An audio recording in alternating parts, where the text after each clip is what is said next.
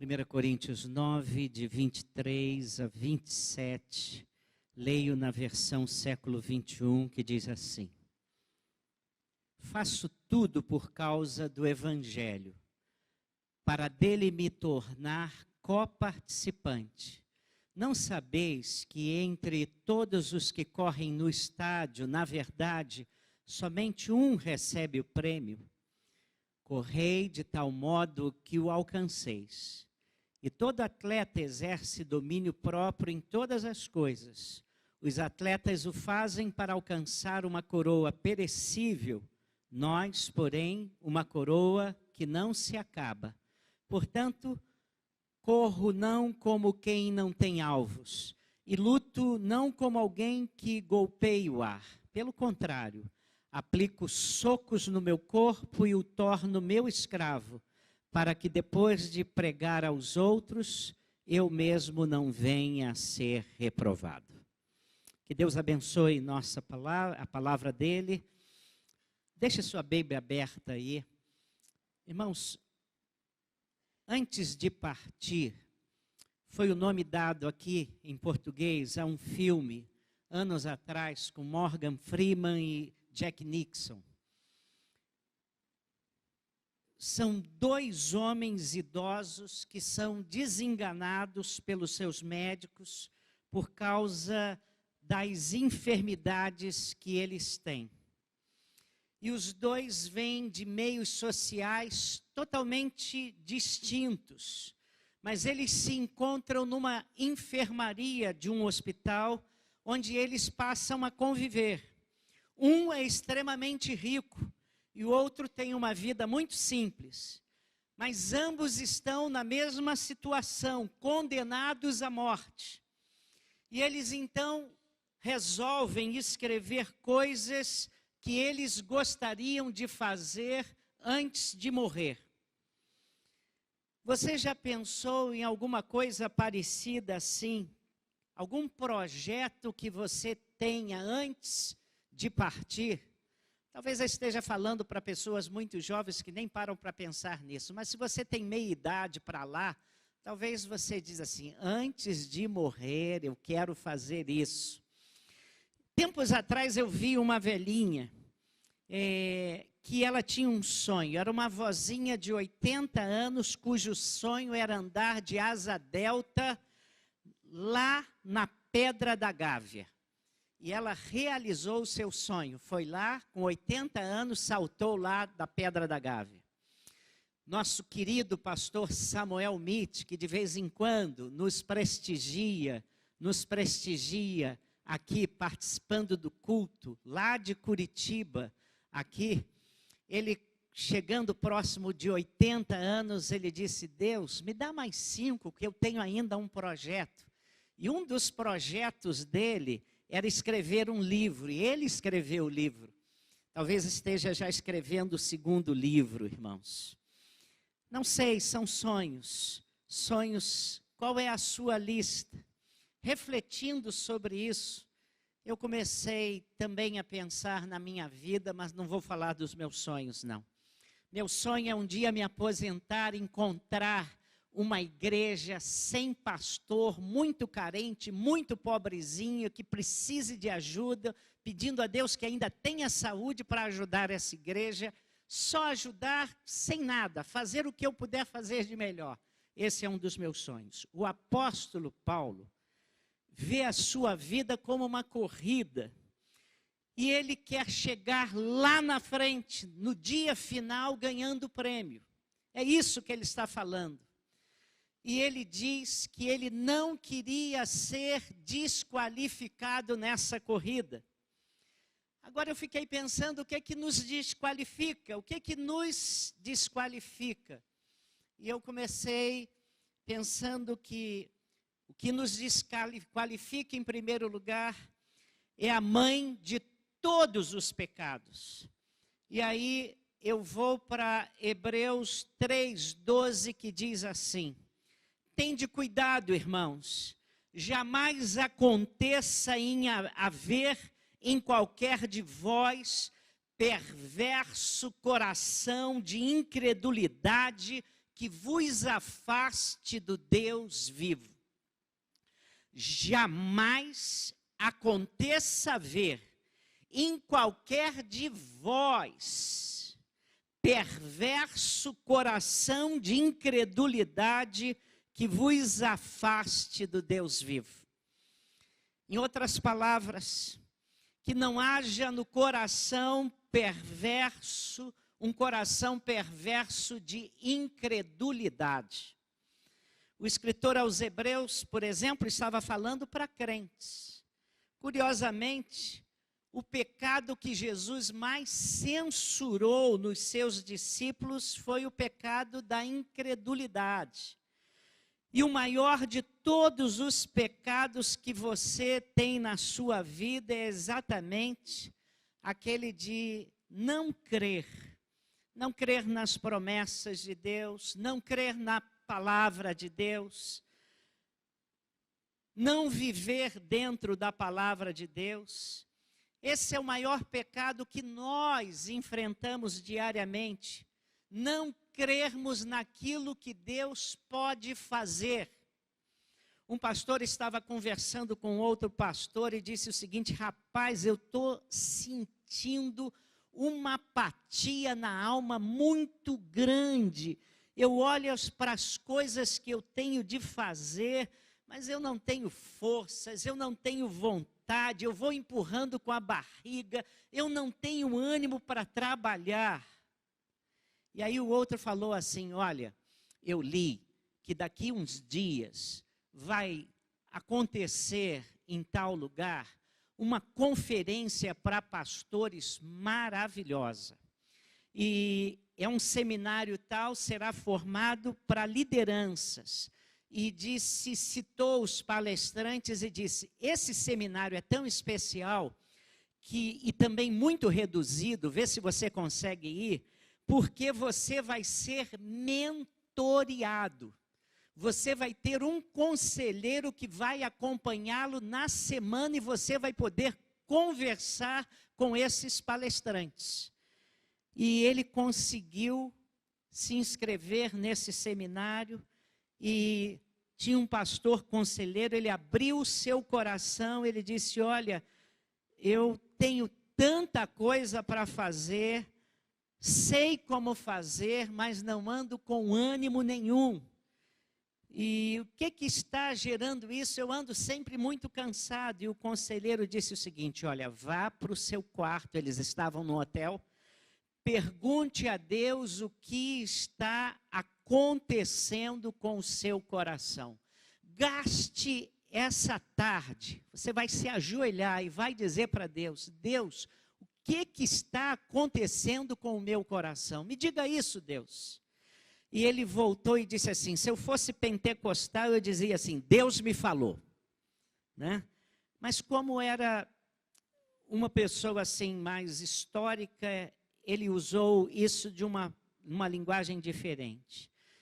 Ele descobriu que o seu problema chamava-se incredulidade. Você não crê mais no poder do Evangelho. E a Bíblia diz: aquele que semeia, cumpre fazê-lo com esperança. 1 Coríntios 9, nesse capítulo aqui. E ele disse que chegou à conclusão que o seu problema é que ele estava passando por um vácuo de fé. Quantas e quantas vezes o Senhor Jesus censurou os seus discípulos, dizendo: homens de pequena fé. Qual é o problema da minha ansiedade às vezes? Qual é o problema até mesmo da minha depressão espiritual? Depressão nem sempre tem causas espirituais, mas uma depressão espiritual pode ter.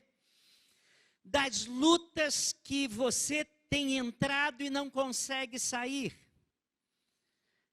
Não haja entre vós coração perverso de incredulidade. Tome cuidado, pois incredulidade é sempre uma ameaça no coração de quem ama a Deus também. um senhor entrou num trem assobiando assim.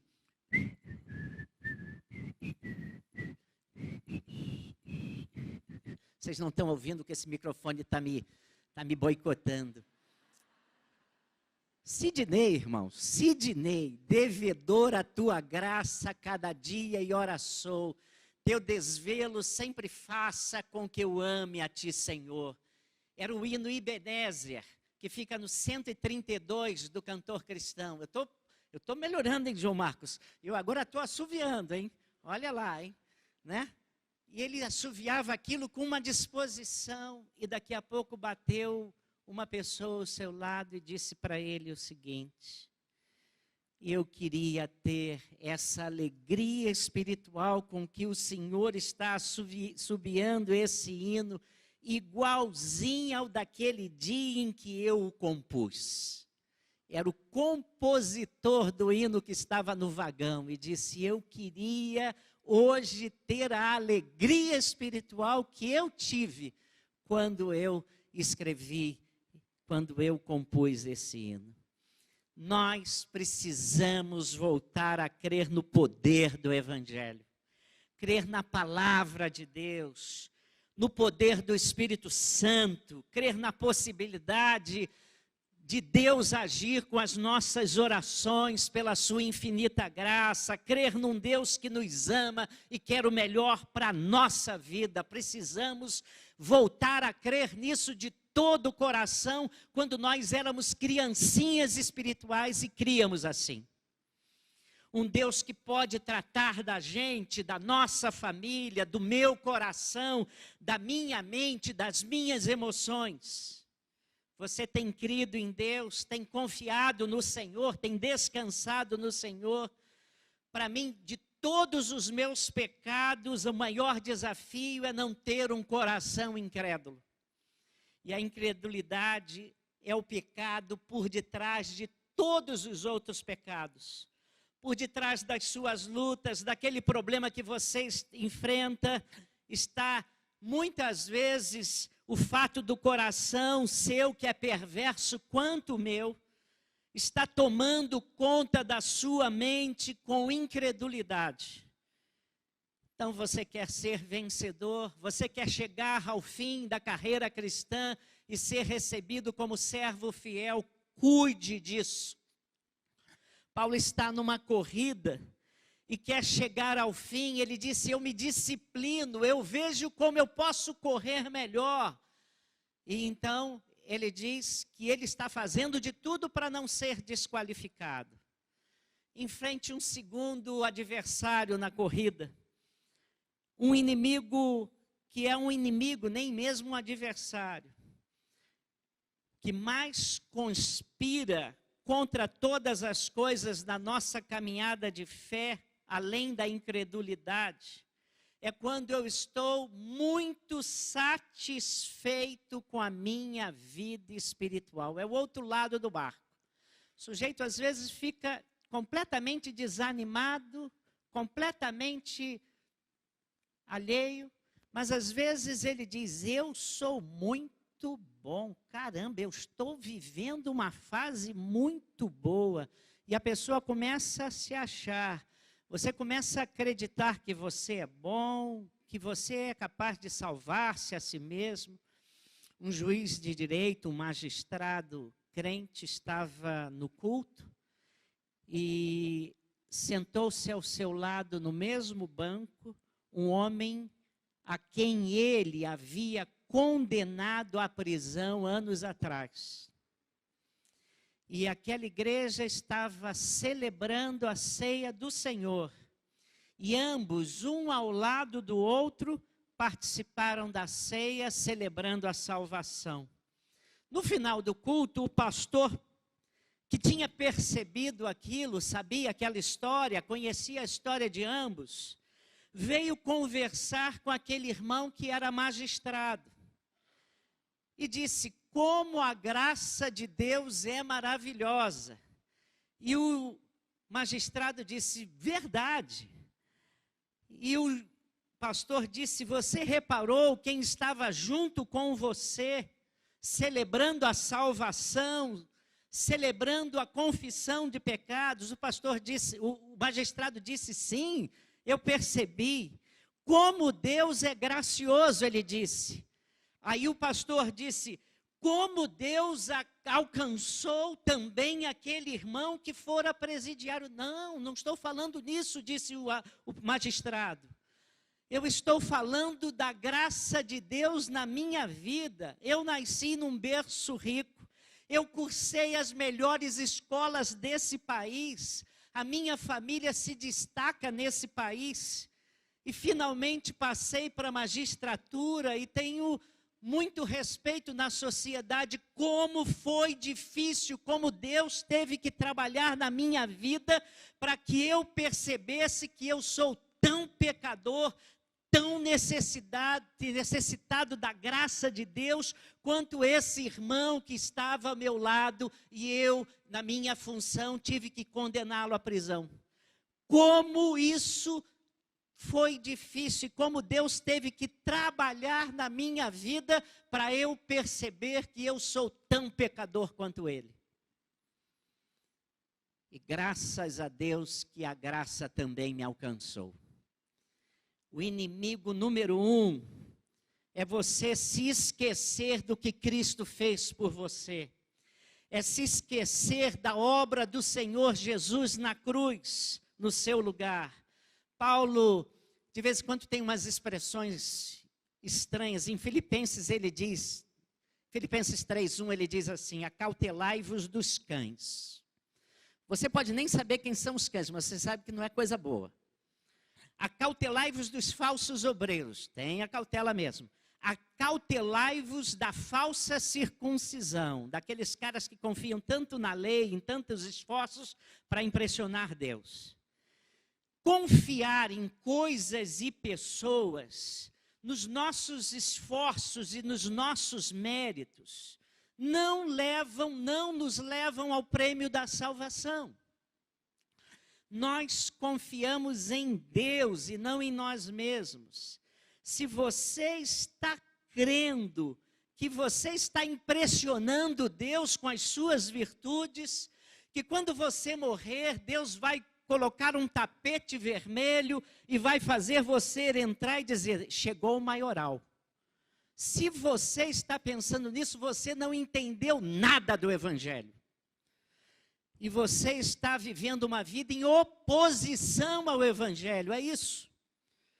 Gente que acha que é boa demais, porque vem à igreja, dá o dízimo, não falta culto, participa do coro, prega aqui, ou faz alguma coisa. Gente que acha tudo isso, e que Deus lhe deve alguma coisa, essas pessoas estão correndo um sério perigo na sua vida cristã. Por quê? Porque ao invés de admirarem aquilo que Cristo fez por elas, estão se admirando com aquilo que estão fazendo. Isso nos leva a duas consequências. A primeira é depressão. Porque no dia em que você parar para pensar bem, você vai perceber que você não dá conta da vida cristã. Aliás, um pastor entrou no supermercado e encontrou uma senhora que frequentara a sua igreja e deixara de frequentar há algum tempo. E ele disse, mas a irmã não tem vindo mais à nossa igreja, não tem participado mais dos nossos cultos. E ela disse, pastor, é que eu cheguei à conclusão que eu não dou conta de ser crente. E aí o pastor virou para ela, vou lhe dar uma notícia que eu não sei se é boa ou ruim. Ninguém dá conta. Ninguém dá conta de ser crente. Se você confiar em você mesmo, você estará morta. O salmista disse assim, eu sou pobre e necessitado, mas o Senhor cuida de mim. Nós somos incapazes, somos pobres e necessitados. Quem cuida de nós e quem nos ajuda na vida cristã é o próprio Deus. E se Ele não nos ajudar, ai de nós. Segunda coisa que vem, quando você se acha tal,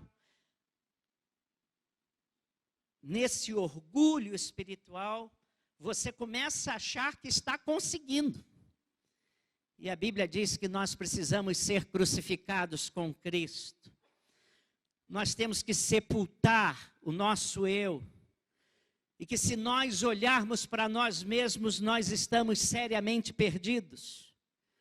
E é por isso que os puritanos, um movimento que foi tão benéfico para o cristianismo anos atrás, eles afirmavam que cada vez que nós olharmos para nós mesmos, nós temos que olhar 10 vezes para a cruz. No dia em que você começar a se achar muito bom, porque você é um crente bom, está faltando olhar para a cruz. Olhe para você, se você desconfiar que você é bom, comece a olhar e meditar na cruz de Cristo. E comece a meditar por que Jesus foi lá no seu lugar. E vai entender o que Cristo foi fazer lá. Então há um inimigo, um adversário do Evangelho, é quando nós nos achamos muito bons e temos justiça própria. E se você não entendeu ainda o que Jesus Cristo, por que Ele morreu por você, você ainda não está entendendo o Evangelho.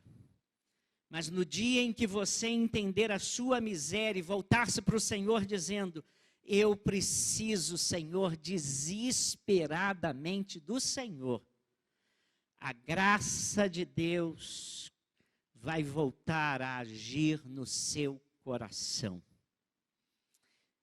Ninguém vai para o céu porque é bom. Vamos para o céu porque Cristo pagou um alto preço por nós. Paulo está falando da corrida cristã, está dizendo que ele corre, e ele se disciplina, e ele dá socos, e ele se organiza, e ele tem objetivos, para que ele alcance o prêmio. E eu fiquei pensando no maior risco que nós corremos. O maior risco da minha e da sua vida é envelhecermos com amargura.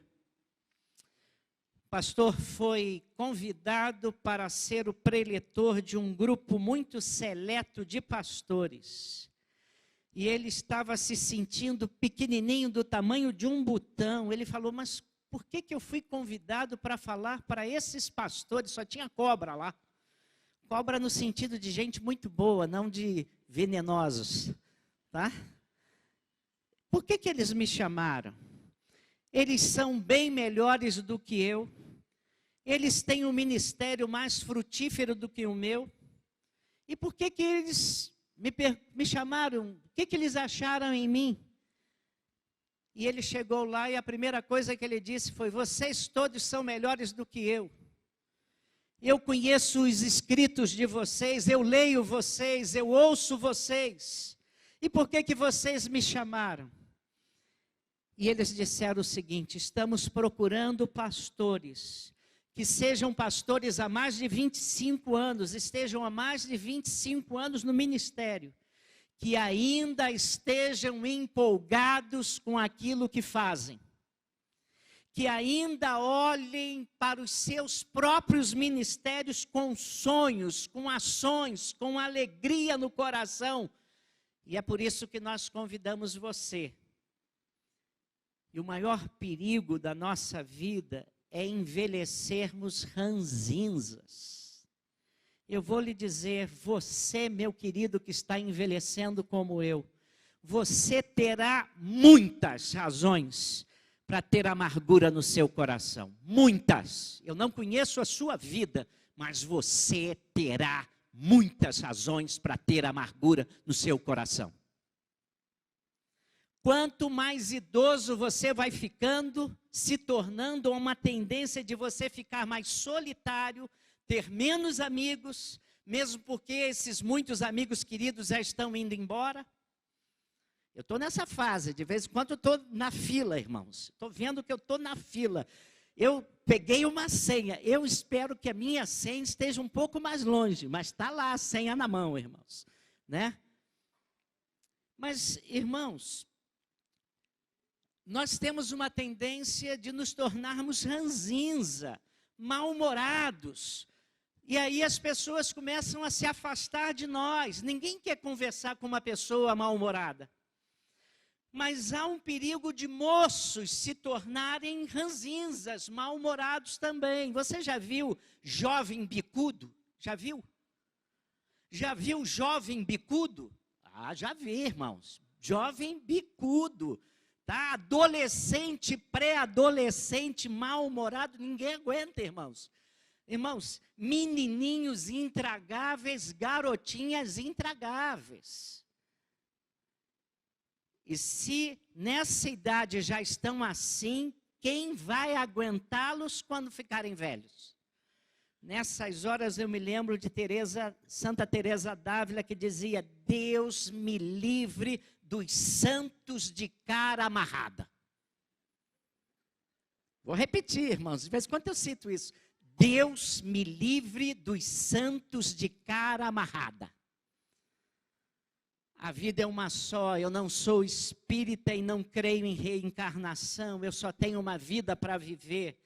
Então, em nome de Jesus, eu vou viver essa vida com celebração. O pastor se encontrou com seu sogro. Foi o último encontro com seu sogro antes da morte dele. Ele estava aposentado depois de muitos anos de ministério pastoral. Aposentou-se e disse: agora eu vou fazer o que eu quero, o que eu sempre sonhei. O que você vai fazer? Agora eu vou viver trabalhando na igreja sem nenhum compromisso com nada. E passaram alguns anos. Ele esteve com o sogro naquele dia e o sogro lhe disse assim: estou vivendo os melhores dias do meu ministério. É mesmo? Eu não tenho que administrar igreja, eu só faço aquilo que eu gosto de fazer. Eu pedi ao pastor, eu tenho um grupo de oração, eu tenho um grupo de visitação, eu tenho um grupo que são os guerreiros de oração, eu gosto de me reunir para oração, eu gosto de evangelizar, eu estou vivendo os melhores dias da minha vida. E no dia em que esse pastor sofreu um AVC, de manhã ele tinha ido visitar um casal da igreja que estava afastado e desviado da fé. Porque o casal estava amargurado com a liderança da igreja. E aquele pastor disse assim: rapaz, mas vocês são crentes, vocês são de Jesus, vocês assumiram uma fé com Jesus, vocês já foram bênção na igreja, e vocês estão afastados da igreja, voltem para a igreja, voltem para o Senhor. E ele falou aquilo e à tarde sofreu um AVC e morreu. E aquele casal, quando ouviu do AVC e da morte daquele velho pastor, disse: Deus nos ama muito. Porque no último dia de trabalho desse querido pastor, Deus mandou para que ele fosse à nossa casa nos alertar que nós precisávamos voltar. E aquele foi um homem que morreu celebrando, fazendo o que gostava, vivendo do ministério da palavra. E o Salmo 23, eu gosto, eu volta e meia falo isso. O único versículo que fala do futuro é o último versículo. Certamente que a bondade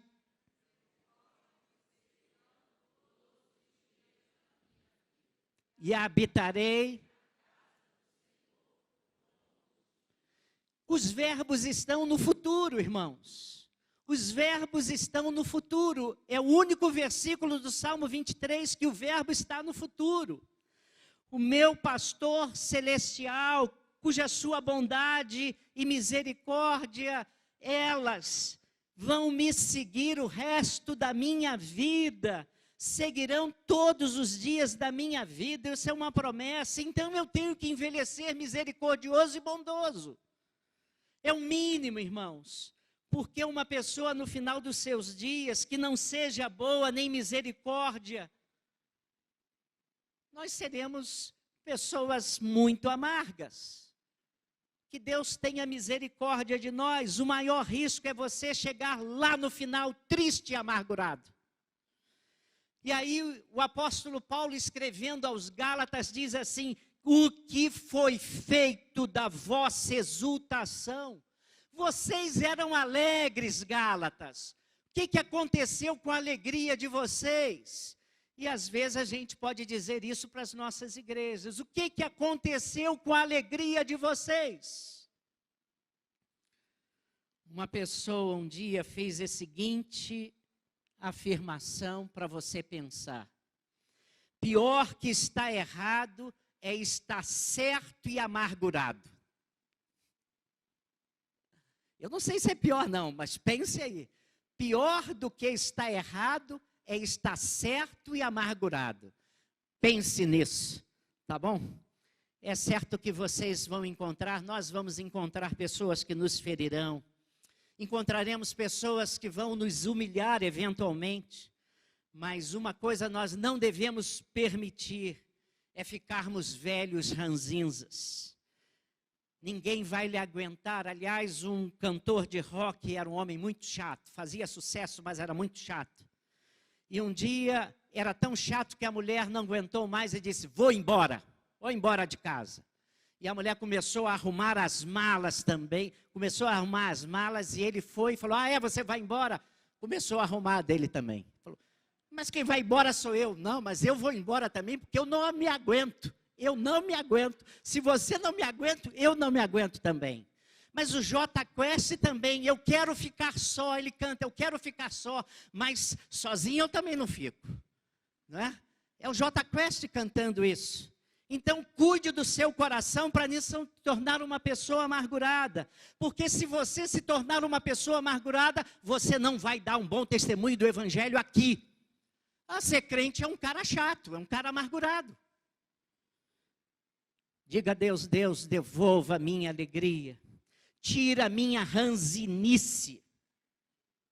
Existe essa palavra? Se não existe, coloquei agora. Tire a ranzinice da minha vida, porque eu quero aprender a celebrar o teu amor. Meu tempo acabou, né? Deixa eu terminar, irmãos. A última coisa que faz a gente perder o pique da corrida e correr para não ser desqualificado é correr sem meta. É sobre isso que o apóstolo Paulo está falando aqui em 1 Coríntios. Eu faço tudo pelo evangelho. Eu corro, luto, mas não faço isso sem meta. Eu não vivo dando socos no ar, murros para todos os lados. Eu me disciplino. Para quê? Para que, tendo pregado aos outros, eu mesmo não venha a ser desqualificado.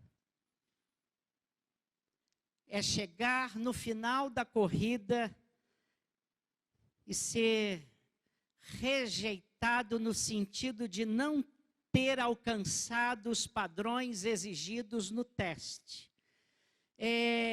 Você estar corrompido. Sabe aquelas roupas que tem um fio puxado? Sabe, você faz a roupa com muito carinho, de repente a roupa tem um fio puxado. Se você é um vendedor, você pode até vender essa roupa, mas vai colocá-la num preço menor e vai colocá-lo lá em liquidação, porque ela não tem o mesmo valor daquela que está perfeita, né? Embora sirva, ela não está na prateleira para clientes mais exigentes, porque ela perdeu o valor máximo. Então, Paulo está dizendo do zelo para não perder a qualidade do seu caráter cristão. Ele confessa viver frustrando o seu corpo muitas vezes, porque ele tem metas. E a Bíblia ilustra isso de algumas maneiras, mas ele está dizendo: olha, preste atenção na Bíblia, há muitas pessoas que começaram muito bem e acabaram muito mal. Salomão começou orando a Deus e pedindo sabedoria. Vá ver na Bíblia o que aconteceu com Salomão no final. Manassés foi ao contrário. Manassés começou muito mal, foi o pior homem que já existiu. Mas lá no finalzinho da sua história, ele percebeu que vida triste teve. Ele pediu perdão a Deus e começou a pregar para o seu povo se voltar para Deus. Começou mal, mas acabou bem. Irmãos, Saul começou bem. E o final de Saul foi consultar uma pitonisa. Um pastor, vou terminar só com essa história. O pastor contou que um membro da igreja dele, nos Estados Unidos, se tornou um grande especialista em restaurar casas incendiadas. E era um brasileiro. E ele se tornou um dos maiores especialistas nisso. Num dia, uma firma que o subcontratava ligou para ele e disse assim: olha, eu tenho uma mansão que pegou fogo, um homem comprou-a e está querendo reformá-la completamente. E o que ele pensa é o seguinte: olha, a mansão custa alguns milhões, reformada vai custar 5 vezes mais. Agora uma coisa, ele não quer que ninguém entre lá. Você vai para lá com a sua equipe e ninguém entra lá. Combinado.